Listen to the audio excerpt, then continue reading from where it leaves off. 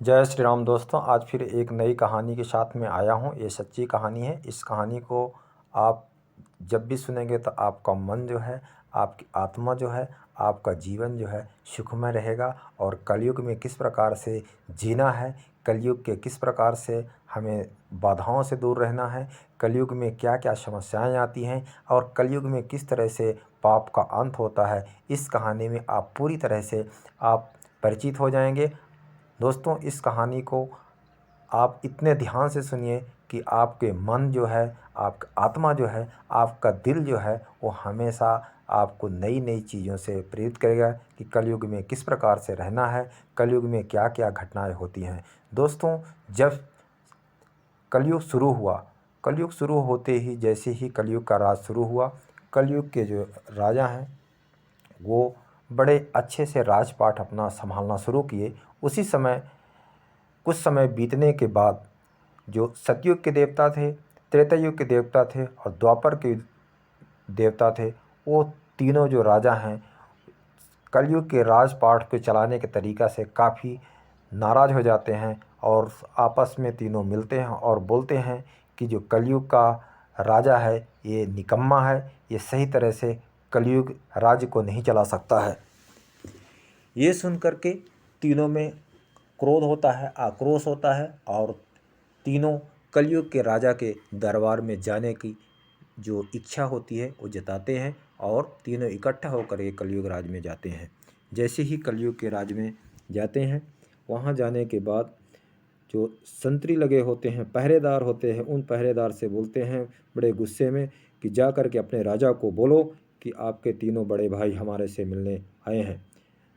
ऐसा सुन कर के उनका जो द्वारपाल होता है वो जाता है और जा कर के और राजा को यह संदेश देता है।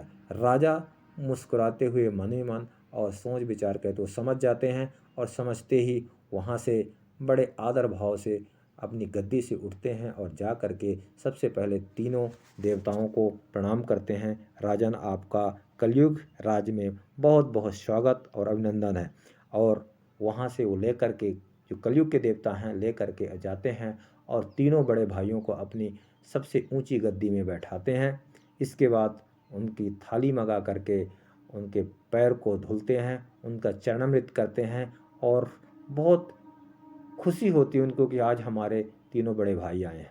लेकिन मन की जो बात होती है वो तो कुछ कह नहीं पाते हैं कि क्या करूं, कैसे करूं, इनका क्या मैं स्वागत करूं। कितना इतना हर्ष उल्लास होकर के कलयुग का देवता उनकी सेवा सत्कार करते हैं।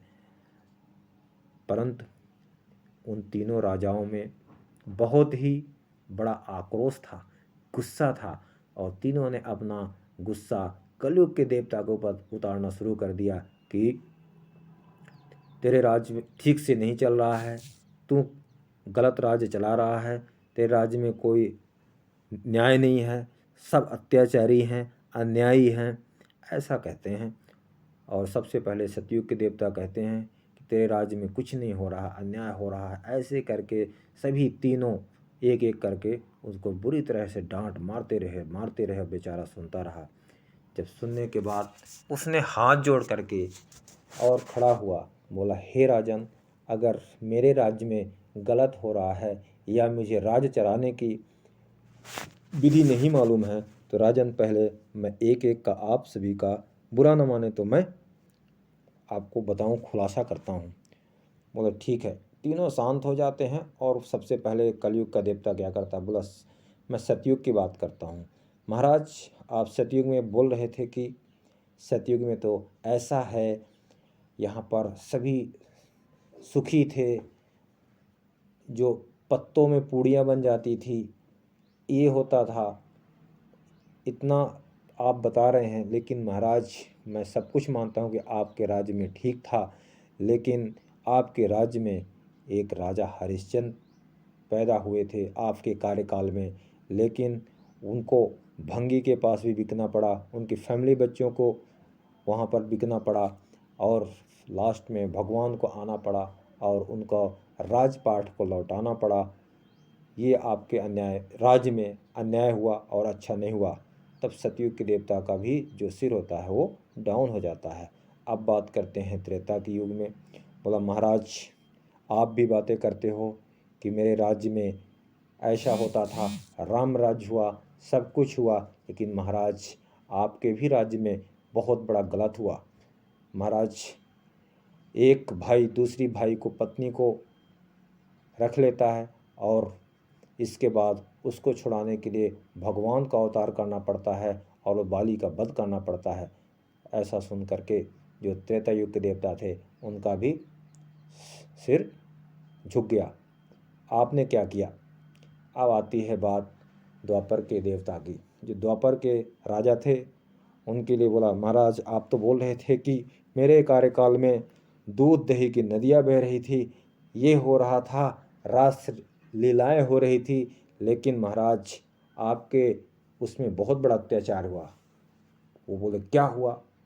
बोले महाराज एक पुत्र जाता है और एक कन्या को जीत के लाता था और लेकर के आया, लेकिन उनकी माँ जो है उसने देखा नहीं, आप ऐसी कोई सद्बुद्धि नहीं दिए और वो कन्या को लेकर के आते हैं और बोलता है, उनकी माँ की बोलती है कि आप तीनों पांचों बांट लो। महाराज ये भी बहुत बड़ा अन्याय था, आप ऐसी सद्बुद्धि क्यों नहीं दिए कि इस तरह से अत्याचार किसी कन्या के साथ में ना हो। ऐसा सुन करके जो द्वापर के राजा थे उनका भी मस्तक झुक जाता है। इसके बाद नंबर आता है, बोले महाराज अब मेरे राज्य में क्या हो रहा है आप विस्तार पूर्वक देखिए। शुरू करते हैं अपनी कहानी। वो क्या कलयुग का राजा जो होते हैं वो क्या करते हैं, सोने का जो है माया रूपी मृग बन जाते हैं, हिरण बन जाते हैं। जैसे ही माया रूपी हिरण बन जाते हैं, बनने के बाद फिर जंगल की तरफ चल देते हैं। जंगल की तरफ जाते जाते जाते जाते जैसे जाते हैं तो वहाँ पर दो सगे भाई शिकार करने के लिए बंदूक लेकर के घूम रहे थे। घूमते घूमते उनकी नज़र जो सोने का मृग पड़ता है उसके ऊपर नज़र पड़ जाती है। जैसे ही उन्होंने सोने के मृग को देखा तो उसका पीछा कर लिया और जैसे जैसे आए उसने गोली मारा और ठक से मर गया, क्योंकि कलयुग में गोली का पहले से ज़माना हो गया था। तो क्या किया, जैसे मर गया, लेकिन अब अगर जंगल से लेके जाते हैं तो पुलिस वाले पकड़ लेंगे और उनको कैद कर देंगे, इसलिए उन्होंने सोचा कि हम इसको रात में लेके जाएंगे। अब देखिए कैसे माया रूपी होता है ज़िंदगी। उन्होंने क्या किया, दोनों भाई बैठ गए इंतजार में कि रात होगी, लेकिन कलयुग का ऐसे प्रभाव लड़ा, ऐसे प्रभाव हुआ कि दोनों भाइयों को इतना भूख प्यास, इतना क्षुधा लगा, इतना एकदम पागल होने लगे कलयुग के प्रभाव से। और तब दोनों भाइयों में से इतने प्लान किया कि एक जाओ, मैं एक यहाँ पर बैठा हूँ, इसकी पहरादारी करूँगा, संतरी रहूँगा, आप जाओ और घर से खाना खाओ और खाना लेके आओ। ऐसा ही करते हैं। एक भाई जैसे जाता है, जैसे घर में गया और जा कर के घर में खाना खाया और खाना खाया, कलयुग का पानी पिया और पानी पी जैसे पिया उसके जो विचार होते हैं वो बदली हो जाते हैं।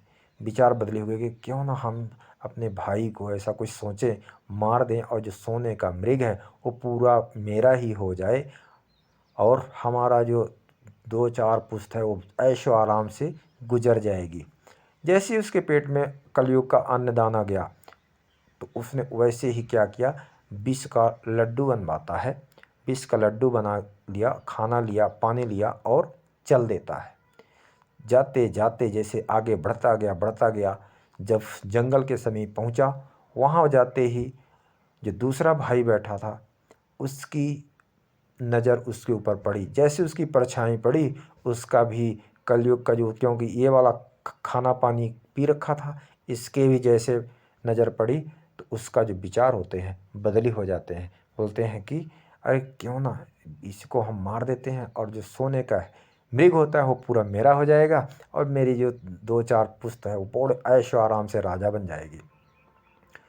ऐसा ही जैसा उसने सोचा ऐसा ही उसने किया। जैसे भाई नज़दीक आया उसने धड़ाम से गोली मार दिया। मारते ही सबसे पहले जिसकी पार्थिव शरीर था उसको साइड किया और जो उसने लेकर गया था अन्न दाना, तो सबसे पहले उसने खाया और विष के लड्डू को खाया, पानी पिया, और वैसे वो भी ऊपर को चले गए।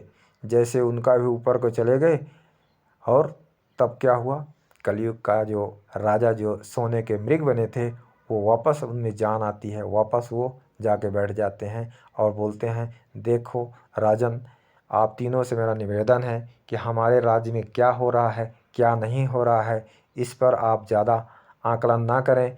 मेरे राज्य में बहुत ही अच्छा निर्णय है, अगर जो बबूल बोएगा तो बबूल मिलेगा, जो गड्ढा खोदेगा खुद गिरेगा, जो नीम बोएगा नीम मिलेगा, जो आम बोएगा आम मिलेगा। इस तरह से उन्हें